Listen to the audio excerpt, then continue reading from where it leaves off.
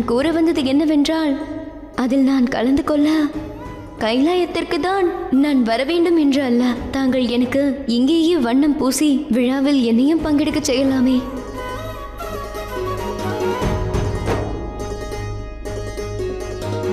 என்னவாயிற்று? ஏதேனும் எதிர்ப்புள்ளதா? தாங்கள் என் மீது வண்ணம் பூச மாட்டீர்களா? கைலாயத்திற்கு வந்த விருந்தினரிடம் தாங்கள் இப்படித்தான் நடந்து கொள்வீர்களா?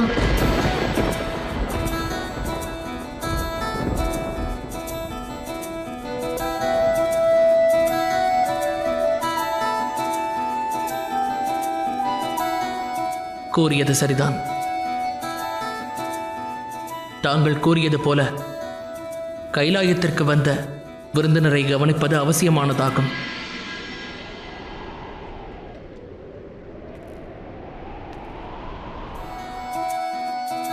நான் இங்கு உன்னை சந்திப்பதற்காகத்தான் வந்துள்ளேன்.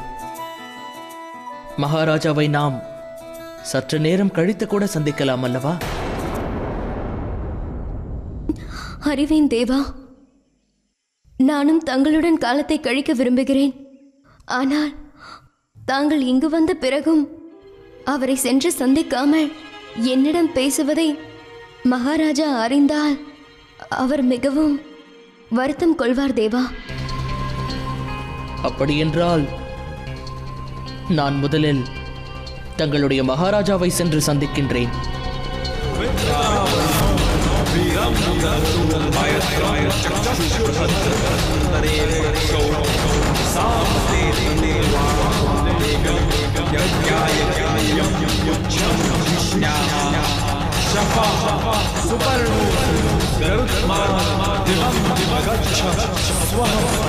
ஒவ்வொரு அம்சத்திற்கும் ஏற்றாற்போல் ஒவ்வொரு கோயில் அமைக்கப்பட வேண்டும்.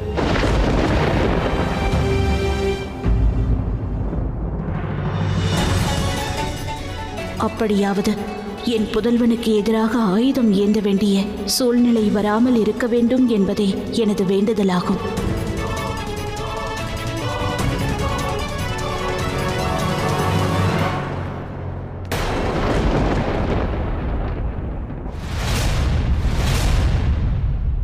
கார்த்திகேயா, தங்களை காண வரலாம் என்று இருந்தேன். எனக்கு தங்களின் உதவி தேவைப்படுகிறது. நம் இருவரும் இணைந்து ஐம்பூதங்களுக்கு ஏற்பட்ட பிரச்சனையை தீர்த்திடல் வேண்டும். இதற்கு பின் யார் இருக்கிறார்கள் என்பதை நான் அறிவேன். அது வேறு எவரும் அல்ல, தெற்கில் இருக்கும் வனத்தில் வசிக்கும் ஒரு அசுரன் தான். அது அருணாசுரன். சிறப்பு, தாங்கள் அறிந்துள்ளீர்கள். வாருங்கள், நாம் அவனிடம் சென்று இத்தாக்குதலை இத்தோடு நிறுத்திக் கொள்ள வேண்டும் என்று கூறலாம். ஏனெனில் இப்படி அவன் பஞ்சபூதங்களை வசப்படுத்தக்கூடாது. நிச்சயம் செய்யலாம் இந்திர தேவா. அவர் ஏன் அவ்வாறு செய்யக்கூடாது?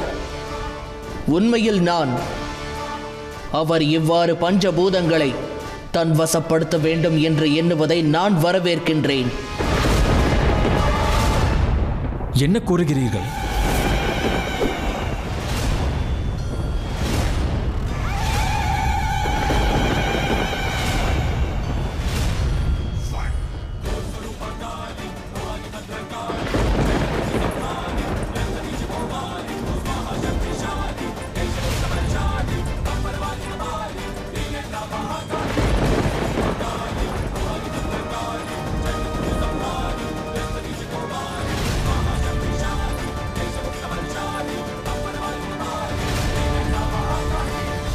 பொறுங்கள் தாயே.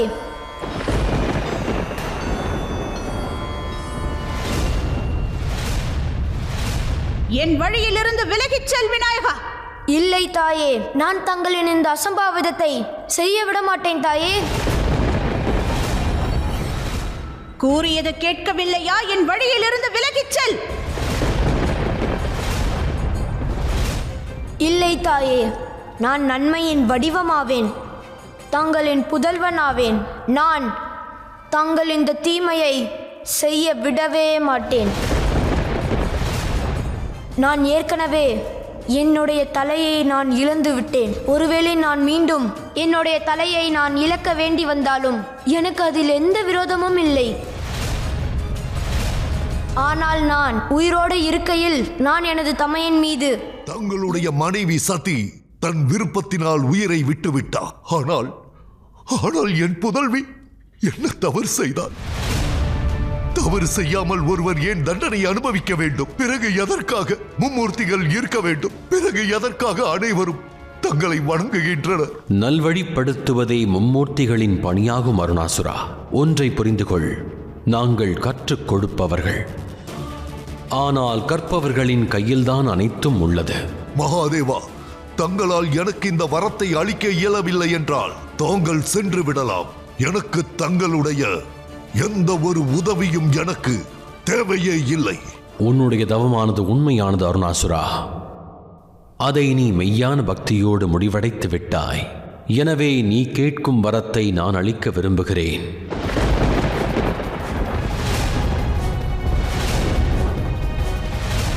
எனக்கென்று தங்களிடமிருந்து எந்த வரமும் தேவையில்லை. ஆனால் எதிர்காலத்தில் எப்பொழுதேனும் எனக்கு வரம் தேவை என்றால் நான் தங்களை அழைப்பேன். அப்பொழுது நான் தங்களிடம் எந்த வரம் கேட்டாலும் அதை தாங்கள் எனக்கு அளித்தே ஆக வேண்டும்.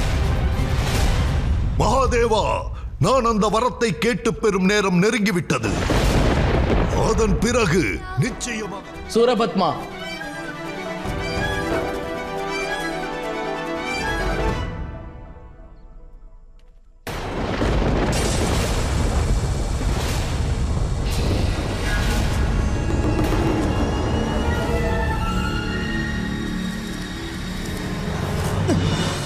பார்த்து. தாங்கள் யார்? நான் யார் என்பதை அறிய வேண்டியது முக்கியமானதல்ல. முக்கியமானது என்னவென்றால் எனக்கு தங்களை சந்திக்க வாய்ப்பு கிட்டியுள்ளது. நான் அருகில் உள்ள கிராமத்தில் தான் வசிக்கிறேன். நான் தங்களுக்கு நன்றி கூற வந்தேன். தாங்கள் அருணாசுரன் போன்ற தீயவர்களிடமிருந்து எங்களை காத்துள்ளீர்கள். தாங்கள் நன்றி கூற வேண்டும் என்றால் எனக்கல்ல, மகாதேவருக்கும் பார்வதி தாயாருக்கும் கூறுங்கள். அவர்களால் தான் தாங்கள் விடுதலையாகியுள்ளீர்கள். அவர்களை நான் விரைவில் சந்திப்பேன் என்று நம்புகிறேன். தாங்கள் இருவரும் கைலாயத்திற்கு செல்ல வேண்டிய நேரம் வந்துவிட்டது என நினைக்கிறேன். ஏற்கனவே தங்கள் குடும்பத்தினர் நிறைய துன்பங்களை பெற்றுள்ளனர். ஒரு தாயானவள் தன் குழந்தைக்காக கடுமையான அக்னி பரீட்சையை சந்திக்க நேரலாம். ஆனால் நான் அறிவேன், இந்த பிரச்சனையானது தங்களை தானமாக அளித்ததோடு முடிந்து விடாது. சனத்குமார் உங்களை தானமாக கேட்க தேவையில்லை. ஏனென்றால் இதைவிட பெரிய பெரிய யாகங்களில் கூட அவர் தங்களை கேட்டதில்லை. இதுவரை அவர் அப்படி நடந்து கொண்டதில்லை. ஏனென்றால் அவர் தட்சணையை விட தானத்தை பற்றி நன்றாக அறிவார்.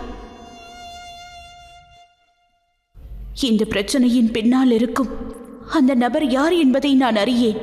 ஆனால் அவர் யாராயினும் அவர் சனத்குமாரை யாகத்தில் தங்களை தட்சணையாக பெற நிர்பந்தித்துள்ளார். அவர் நிச்சயமாக சிவன் சக்தியை பிரிக்க நினைக்கிறார்.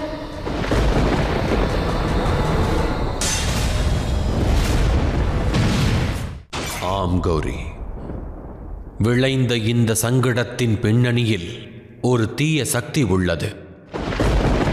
இதற்கு முன்பு எண்ணற்ற முறையில் கைலாயம் மற்றும் இப்பிரபஞ்சத்தை நீ தீய சக்திகளிடமிருந்து காப்பாற்ற கைலாயத்தையே துறந்துள்ளாய்.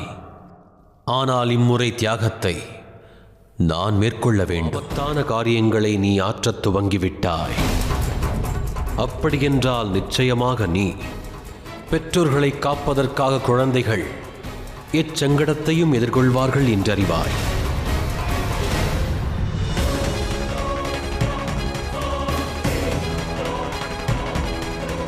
உனது அன்னை உன்னை படைத்ததற்கான காரணமே எப்பொழுதும் நீ அவளுடன் இருக்க வேண்டும் என்பதே. அவளது துன்பத்திற்கு நீதான் வடிகால். ஒரு வழி உள்ளது.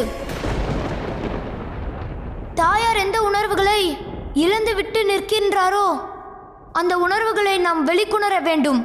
தாயார் மகாதேவரின் நினைவுகளை இவ்வாறு அழிப்பதற்கு பதிலாக நினைவுகளை எதிர்கொள்ள வைக்க வேண்டும். இதை நாம் செய்ய வைத்தாக வேண்டும். ஆனால் அது எப்படி சாத்தியமாகும்? உண்மையில் தமையா, தாங்கள் ஒன்றை மறந்துவிட்டீர்கள். நான் நடராஜனின் புத்திரன். என்னை நடேசன் என்று ஏன் அழைக்கிறோம் என்பதை இந்த பிரபஞ்சம் என்று அறிந்து கொள்ளப் போகிறது.